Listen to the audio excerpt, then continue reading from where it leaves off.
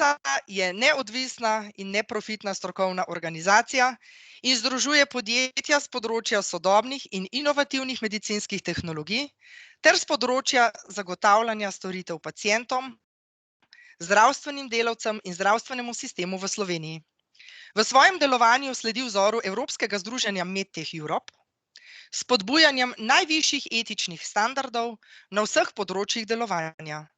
V ospredje postavlja zdravje uporabnikov in pacientov. Dovolite še nekaj besed, z nami je regulatorni organ, ki ureja to področje, Javna agencija Republike Slovenije za zdravila in medicinske pripomočke, s kratico, ki jo bomo danes uporabljali, JAZMP.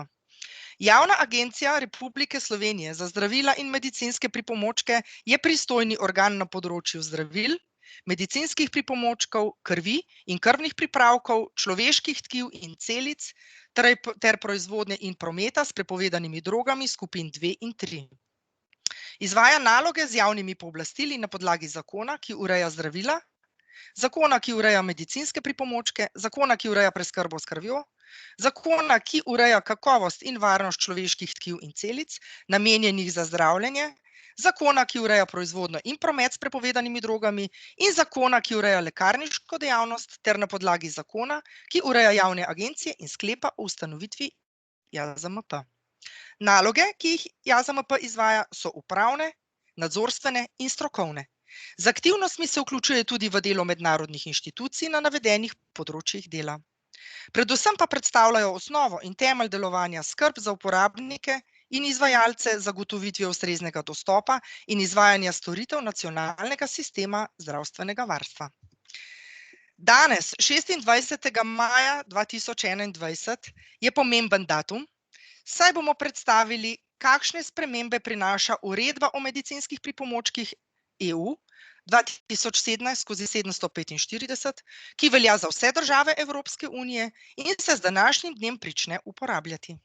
Sedaj mi pa dovolite, da predstavim današnje govorce, in sicer veseli me, da lahko predstavim gospo Mojco Šimnič Šolinc, predsednico GZS Zbornice MedTech Slovenija za področje medicinskih pripomočkov. Mojca, pozdravljena. Gospoda Petra Bratuška, predsednika GZS Zbornice MedTech Slovenija za področje in vitro diagnostičnih medicinskih pripomočkov. Peter, pozdravljen.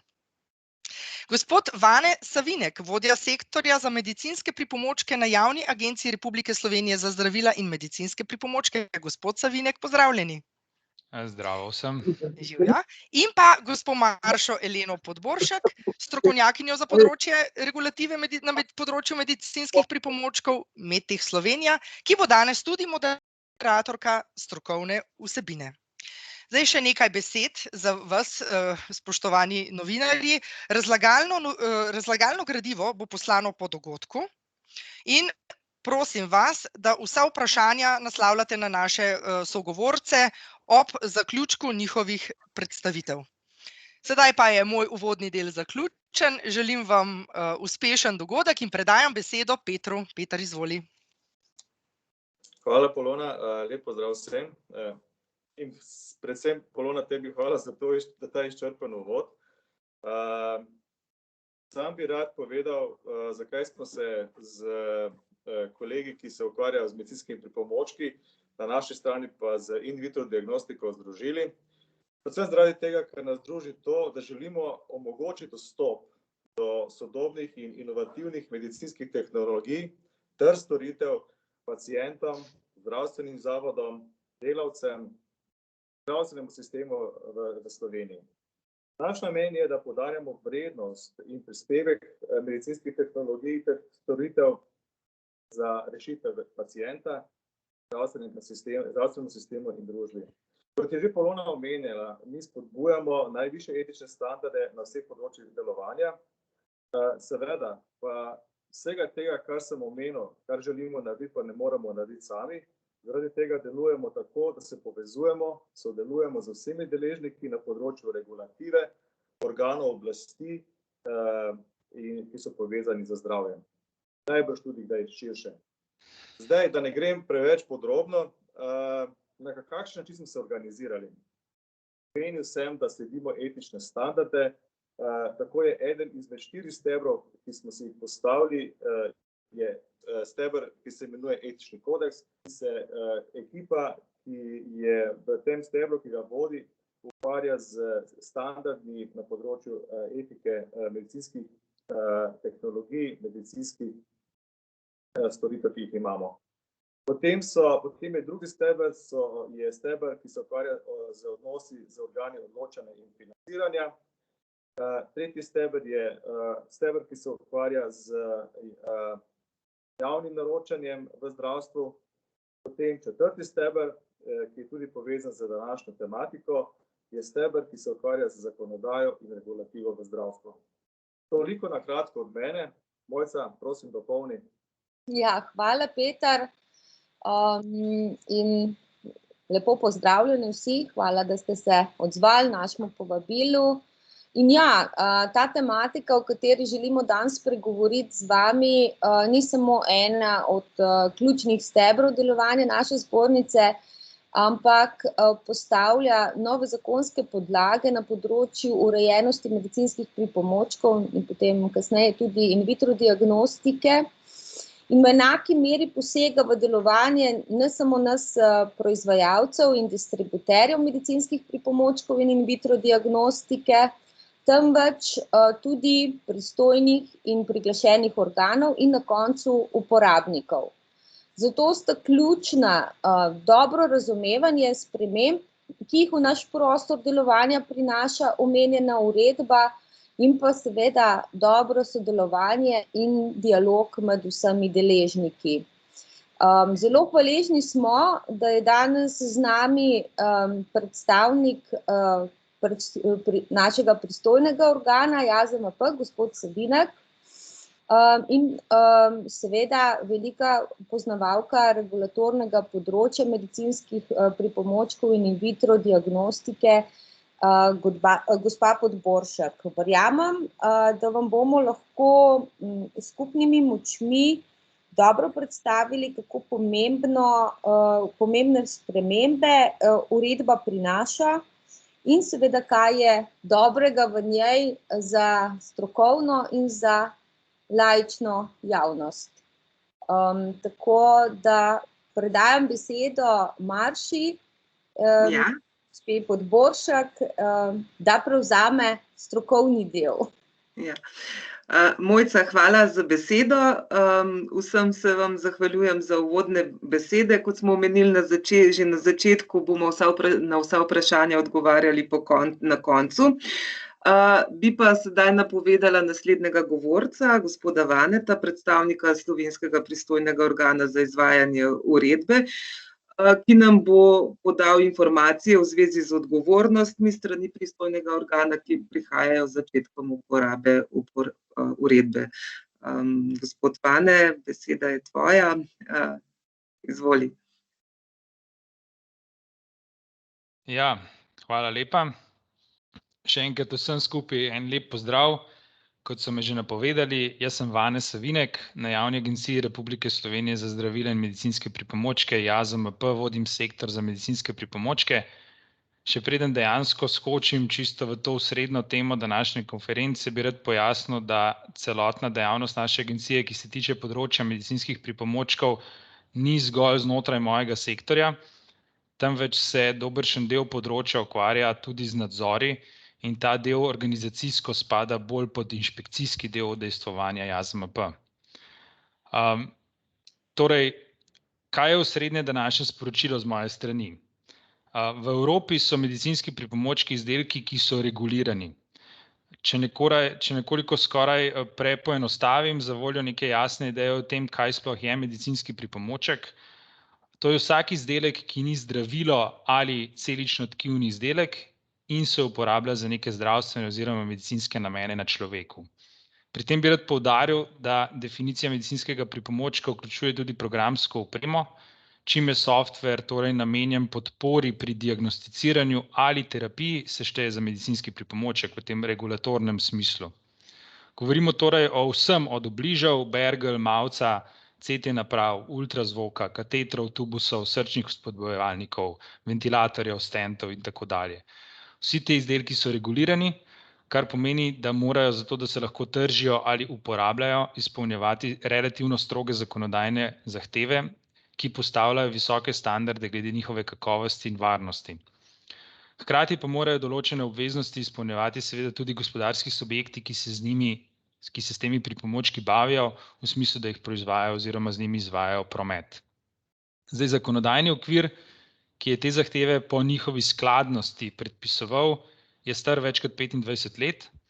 Z današnjim dnem pa postanejo zahteve za medicinske pripomočke in gospodarske subjekte, ki se z njimi bavijo, bolj stroge. Danes se namreč začne uporabljati nova evropska uredba o medicinskih pripomočkih, ki jo je Evropa sprejela kot odziv na nekatere zdravstvene škandale, ki so se zgodili v preteklih letih, kot je bil recimo tisti z podstandardnimi prstnimi vsadki ali pa tisti z zdravstvenimi težavami povezanimi s kovinskimi kolčnimi vsadki in so bili posledica recimo temu preohlapnega regulatornega okvirja oziroma neuveljavljanja zakonodajnih zahtev. Zdaj, uredba je neposredno izvršljiv in uporabljiv zakonodajni akt, ki krepi številne elemente trenutnega sistema, po katerem se medicinski pripomočki dejansko lahko sploh dajo na trg oziroma spremljajo skozi njihov življenjski cikel. Gre torej za neke vrste korenito revizijo celotnega sistema, ampak da ne bom tako nekoliko neoprijemljivo govoril, katere so tiste ključne spremembe oziroma izboljšave, ki jih uredba prinaša.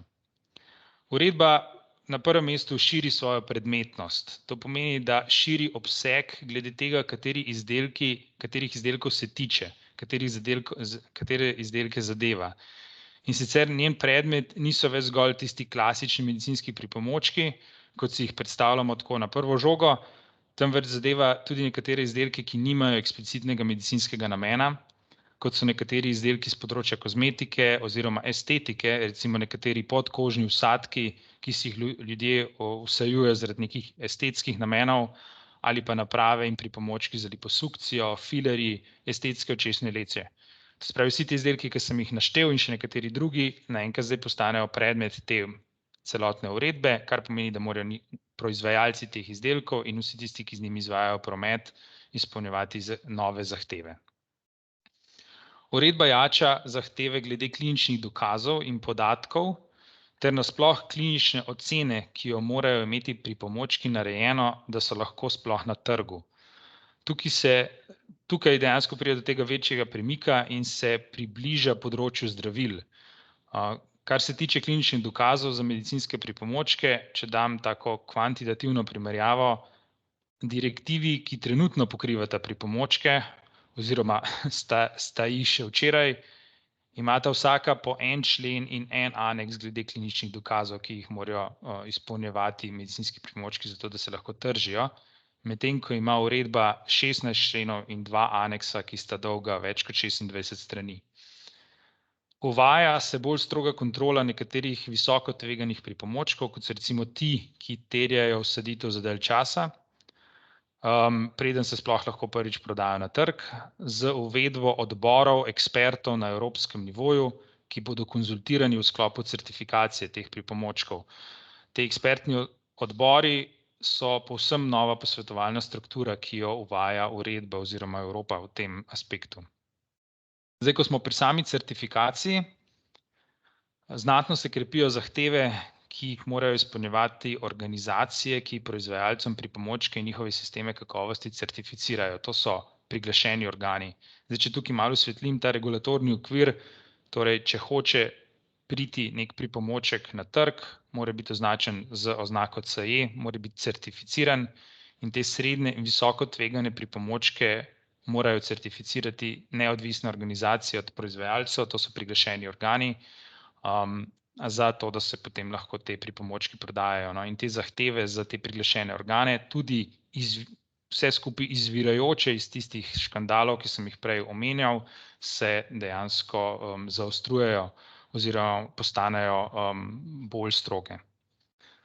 Uredba izboljšuje transparentnost in sledljivost pripomočkov z vzpostavitvijo enotne in vseobsegajoče podatkovne zbirke, ki se imenuje EUDAMED, kamor se bodo vpisovali vsi deležniki na področju medicinskih pripomočkov, torej proizvajalci, uvozniki, pooblaščeni predstavniki, tudi pristojni organi, priglašeni organi. Hkrati bojo pa v ta EUDAMED upisani tudi vsi pripomočki na trgu Evropske unije in EUDAMED bo javen. K tem upisom medicinskih pripomočkov bojo pridodane informacije o njihovih certifikatih. Za samo sledljivost pa uvedba uvaja sistem unikatne identifikacije pripomočkov na način, da bodo morali vsi pripomočki imeti dodeljeno, registrirano in nameščeno unikatno številko oziroma kot neke vrste barkodo. In nek končni uporabnik bo potem na podlagi te številke, ki bo na samem pripomočku oziroma njegovi embalaži lahko v tem javnem registru poiskal informacije povezane z njegovim pripomočkom in za nekatere bolj tvegane pripomočke tudi povzetek varnosti in učinkovitosti, ki se tiče tistega zadevnega pripomočka. Uredba uvaja tako imenovano kartico o vsadku za vse paciente, ki jim bo kakšen pripomoček vsajen. Kartico o vsadku bodo morali pri vsakem pripomočku predložiti zraven proizvajalci, potem bo pa to kartico morala predati pacientu zdravstvena ustanova, ki je pripomočke implantirala. V redu, zavedam se, da sem zdaj izpostavil veliko enih stvari, ki tako v tej sekundi mogoče niso najbolj oprijemljive ali pa neposredno aplikabilne za vas, poslušalce. Treba se je zavedati, da se je uredba pisala 5 let, torej od leta 2012, dokler ni stopilo v veljavo, to je leto 2017, uporabo pa danes. In sama uredba še ne pomeni, da je svet medicinskih pripomočkov tako na prvi pogled včeraj bil zelen, danes pa mora biti oranžen. Ne, uredba za voljo prilagoditve dopušča prehodno obdobje, še zmeraj se bo absolutno lahko tržili v narekovajih stari pripomočki.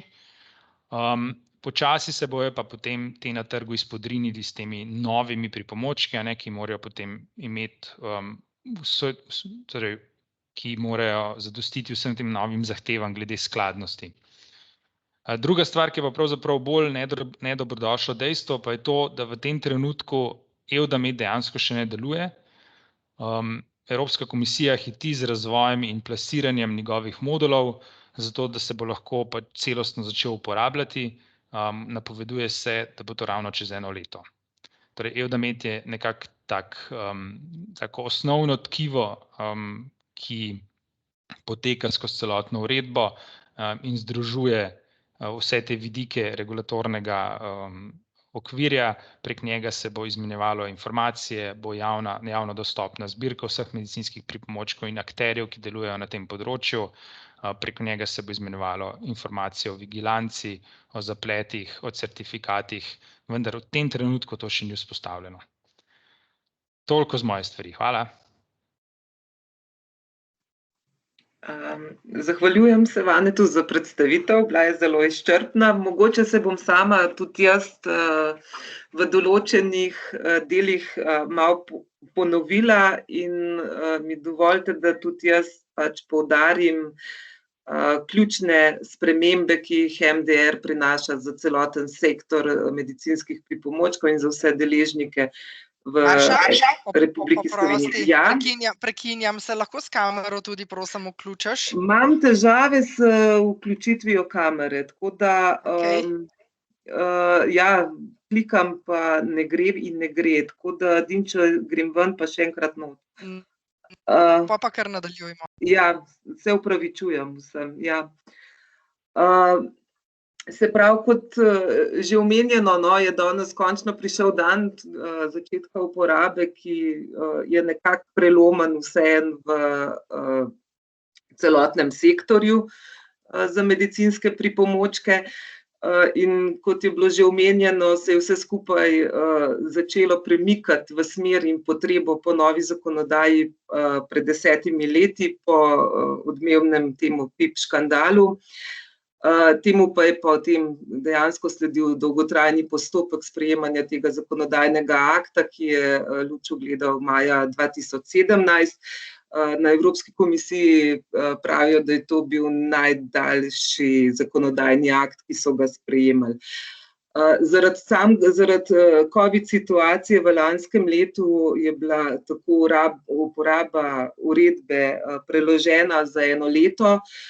vendar pa da to slednje ne pomeni, da zaradi tega te zamude ta zgodnji začetek uporabe dejansko manj pomemben v celotnem prostoru.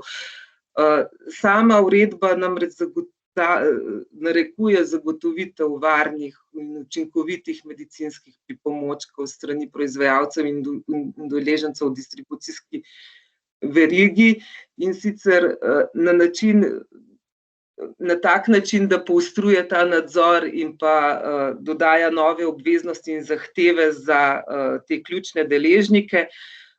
Po drugi strani pa se še vedno ustvarja to nemoteno delovanje notranjega trga, za katerega velja pač prost pretok blaga.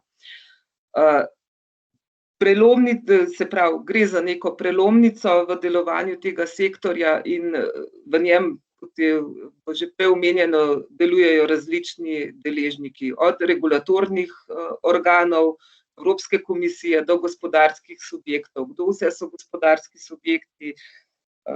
Tukaj govorimo predvsem o proizvajalcih medicinskih pripomočkov, o predstavnikih proizvajalcev medicinskih pripomočkov, ki jih morajo imeti proizvajalci, ki prinašajo na trg Evropske unije medicinske pripomočke iz tretjih držav, uvozniki in pa distributerji. Distributerje je uredba sedaj nekako vključila na način, da ni več delitve na izvajanje dejavnosti prometa na debelo in drobno, kot je bilo to poznano prej.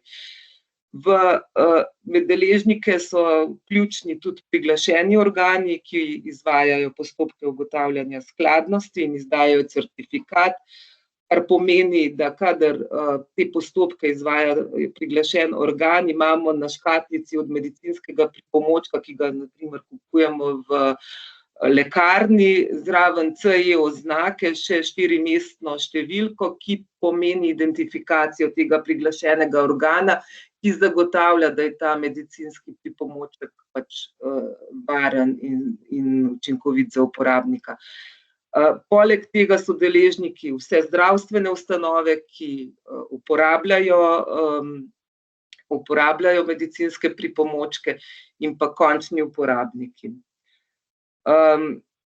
Ker gre za obsežen zakonodajni akt, kljub intenzivnim pripravam vseh udeležencev še vedno ostajajo določena odprta vprašanja, predvsem glede Eudameda in kako bo vzpostavljeno to delovanje v tem času do popolne funkcionalnosti.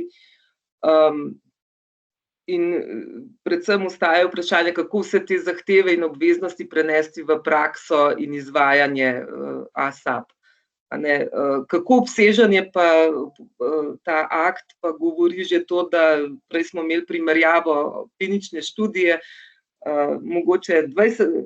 mogoče še z druge strani, prej je bilo 20 členov, 12 prilog direktive, zdaj imamo 123 členov, 16 prilog in vse to nekako zajeti in razumeti pač predstavlja izziv.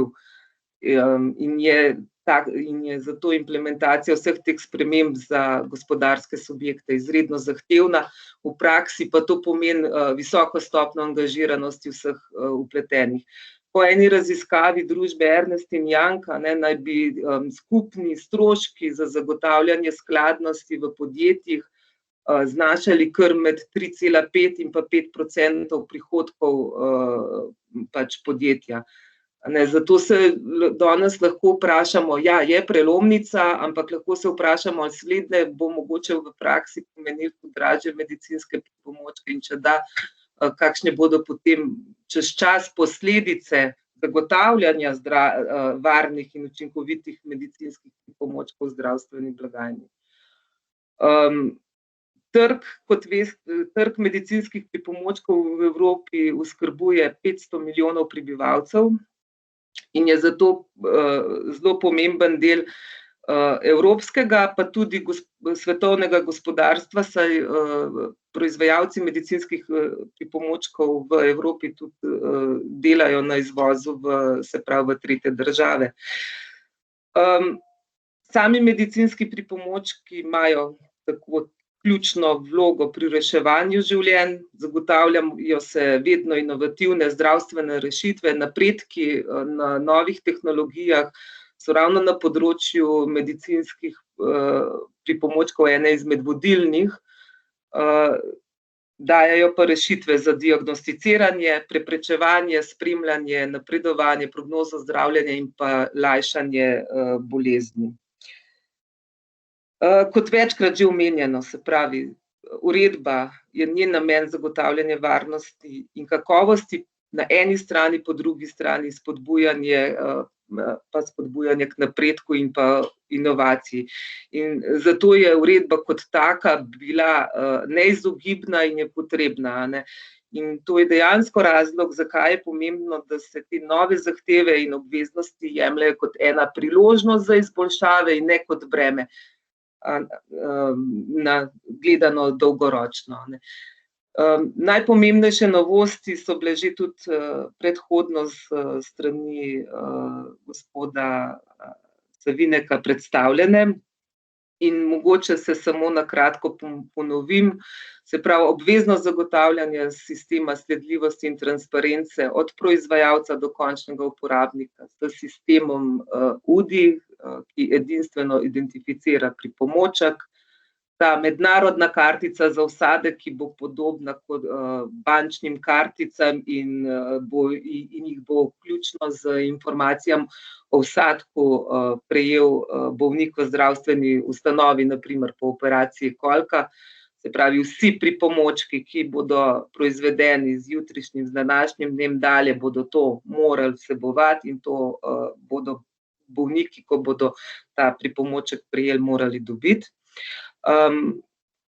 Poleg tega bodo morali vsi gospodarski subjekti, ko govorimo o pripomočkih za vsaditev, ki so v najvišjem razredu glede tveganja, bodo morali shranjevati in arhivirati vse te zapise UDI pripomočkov, ki so jih dobavljali ali pa s katerimi so bili dobavljeni. Se pravi, tu je pomembno to, da se tudi zdravstvene ustanove ustrezno pripravijo na te zadeve, ker po novem bodo mogle to pač shranjevati in arhivirati, ko bodo prejele prvi pač pripomoček razreda 3 narejen po MDR-u. Absolutno je poudarek na spremljanju in nadzoru medicinskih pripomočkov skozi celoten življenjski cikel, tako za izvajanje sistema vigilance, v katerega sporočajo zaplete zdravstveno osebje, bolniki oziroma vsi, ki so s tem zapleti seznanjeni. Klinične ocene bojo mogle biti sedaj narejene za vse razrede medicinskih pripomočkov, tudi za tiste z najnižjim tveganjem. In na ta način proizvajalci izkazuje tehnično, biološko in klinične značilnosti samega medicinskega pripomočka in ga nekako dokazuje ekvivalenco s podobnimi pripomočki, ki so že na trgu. Novost je torej javno dostopna evropska baza podatkov, v njem bo 6 modulov, en modul je že javno dostopen in sicer od decembra 2020. Bo pa noter vpisanih preko 500 000 medicinskih pripomočkov, ki so na trgu Evropske unije in pa 50 000 in vitro diagnostičnih medicinskih pripomočkov. Ta uredba prihaja v uporabo naslednje leto. Tako da to bo zelo velika baza podatkov, ki pa bo omogočala uporabnikom en tak pregled in za pridobitev informacij o vsem, kar je na trgu. Tudi, se pravi, vključuje se regulacija izdelkov brez predvidenega zdravstvenega namena, kot je bilo že omenjeno, to so na primer laserji za odstranjevanje tetovaž in tako naprej. Strožja so sama pravila za razvrščanje medicinskih pripomočkov, tako da gre več pripomočkov tudi v višje razrede tveganja, kar pomeni, da bodo pri svojem predno pridejo na trg potrebovali priglašeni organ, ki bo izvajal postopke ugotavljanja skladnosti in izdal za njih certifikat. Recimo software je eden izmed takih, ki gre v višje razrede. Kaj bi še rada poudarila, da kar se tiče priglašenih organov, nastaja eno ozko grlo.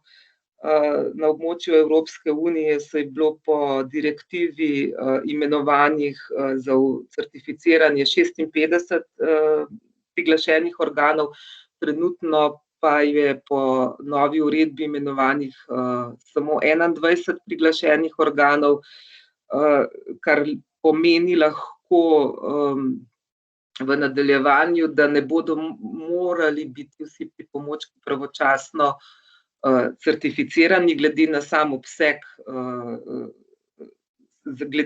obseg medicinskih pripomočkov oziroma njihovo število.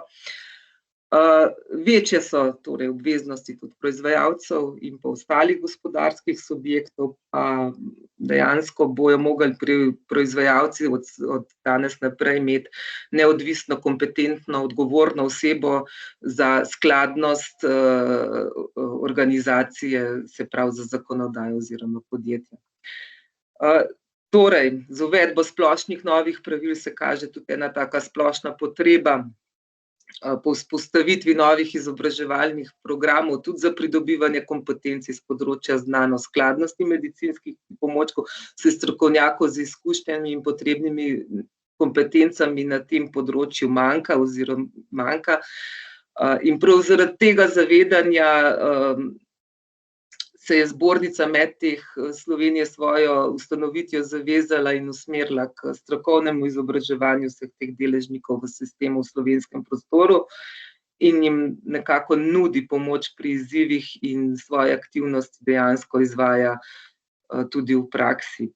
Trenutno se še vedno čaka nacionalna zakonodaja, ki bo urejala pristojbine in pa kazenske določbe. Omenila bi pa še en poseben izziv, s katerimi se deležniki v sistemu trenutno tudi srečujejo, in to je dejstvo, da poleg Združenega kraljestva, ki je zaradi brexita postala tretja država, z današnjim dnem postaja to tudi Švica, ker Evropska unija še ni podpisala sporazuma o medsebojnem priznavanju.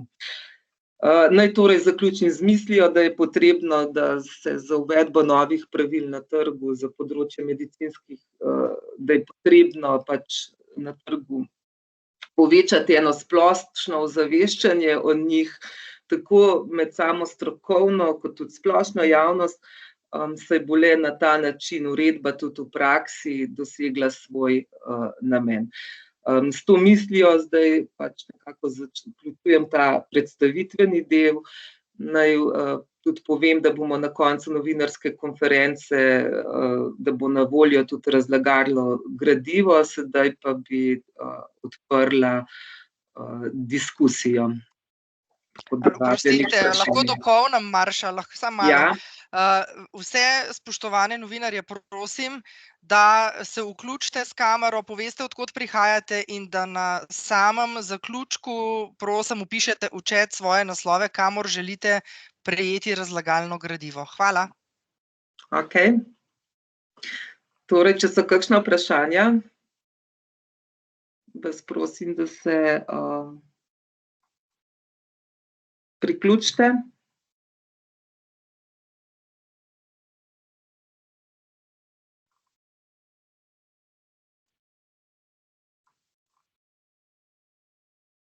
Ja? Gleda, da smo bili zelo izčrpni. Ja. Kaže res. Ja.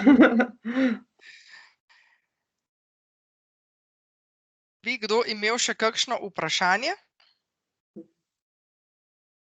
Imamo kar nekaj novinarjev v svojih vrstah trenutno, ampak predvidevam, da se bodo poslužili, da so veliko slišali in da bodo se poslužili tudi razlagalnega obsežnega gradiva, ki ga bodo dobili. Ampak v ta namen vas še enkrat prosim res, da vpišete v chat svoje naslove. Aha, evo, saj imamo že prve.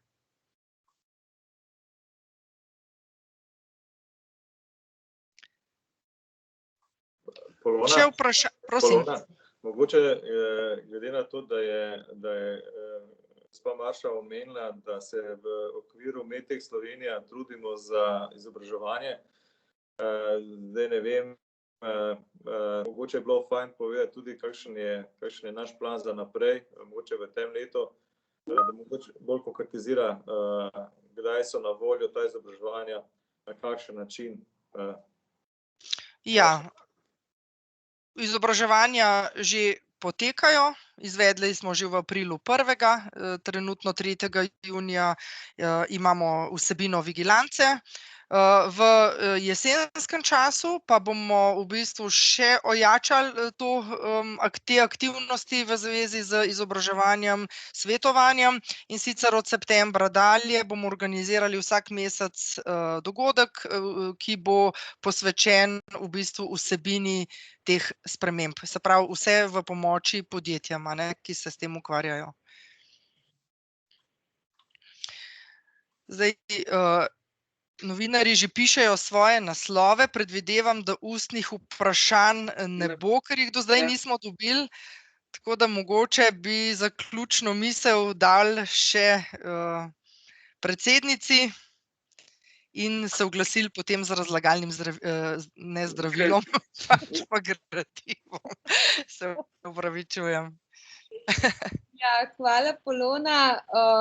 Jaz upam, da smo vam uspeli v teh nekaj minutah predstaviti, kako pomembna je uredba in seveda, koliko dobrega prinaša uporabnikom, da pa seveda verjetno ne bo šlo brez izzivov. V zbornici se zavezujemo, ne samo, da bomo uredbo v celoti spoštovali, ampak da bomo s svojim delovanjem prispevali k dobremu razumevanju in osveščanju tako strokovne kot laične javnosti. Mislim, da je za obe strani zelo pomembno in ključno, da uredbo razumemo in da razumemo, kaj dobrega prinaša. Predvsem je tukaj pomemben prispevek k poznavanju uredbe na nivoju širše javnosti, zato smo tudi danes organizirali novinarsko konferenco, ker so uporabniki tukaj zelo ključen dejavnik v, bom rekla, popotnici, da uredba resnično zaživi tako življenje, kot ji je bilo namenjeno. Če se seveda uporabniki zavedajo, kaj dobrega prinaša ta uredba in seveda na tem vztrajajo. Tako, hvala obema sogovornikama. Mislim, da sta bila zelo izčrpna in res lepo zajela bistva, vsak iz svoje perspektive. Mi se veselimo nadaljnjega sodelovanja in dialoga in bomo na naši strani naredili vse, da bomo kompetenten in pa prijeten sogovornik. Hvala vsem. Najlepša hvala tudi z moje strani. Hvala. Srečno. Srečno vsem in hvala. Ja, hvala. Hvala vsem. Adijo, srečno. Ja.